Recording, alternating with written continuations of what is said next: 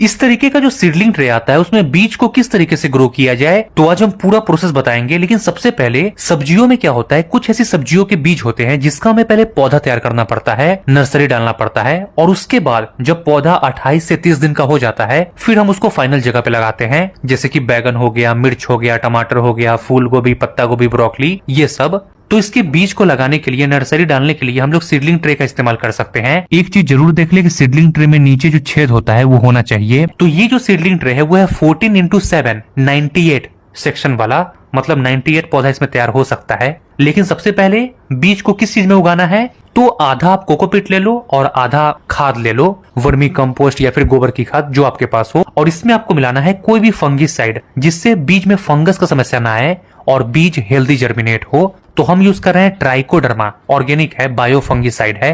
तो 1 चम्मच हमने इसको मिलाया है। ये अगर आपके पास नहीं है तो थोड़ी थोड़ी आप नीम की खली मिला सकते हो, 1-1 मुट्ठी भर। उसके बाद इन सबको मिक्स करने के बाद हमें सीडलिंग ट्रे में इसको भरना है। कैसे भरना है, सबसे पहले आप सीडलिंग ट्रे में पॉटिंग मिक्स को भर दो अच्छे से, और उसके बाद जो एक्सेस पॉटिंग मिक्स है उसको निकाल के हटा देना है।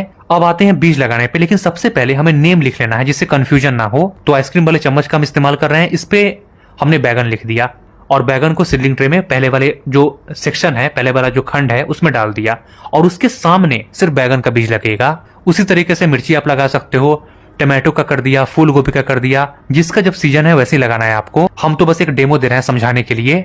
अब जहां पे आपने बैगन लिखा उसके सामने जितना भी आपको दिख रहा है छोटे छोटे पॉट, उसमें लगाना है बैगन का बीज, वैसी मिर्ची का और दूसरे सब्जियों का। तो जितना हमारा नाखून है लगभग उतना छोटे छोटे होल्स सबसे पहले सभी में बना लेना है जिसमें हम बीज डालेंगे। तो हमने सबसे पहले छोटे छोटे होल्स बना लिया सभी में, और अब हर एक होल में 1-1 बीज आपको डालना है। जैसे बैगन का डाल रहे हो तो 1-1 बैगन का बीज आपने डाल दिया। कोशिश करना है कि 1-1 बीज ही जाए, क्योंकि स्पेस ज्यादा है नहीं, इसीलिए अगर 2 हो भी गया है तो कोई दिक्कत नहीं है, बाद में निकाल देंगे जर्मिनेट होने के बाद। सभी बीज को डालने के बाद सेम जो पॉटिंग मिक्स है उसी से कवर कर देना है।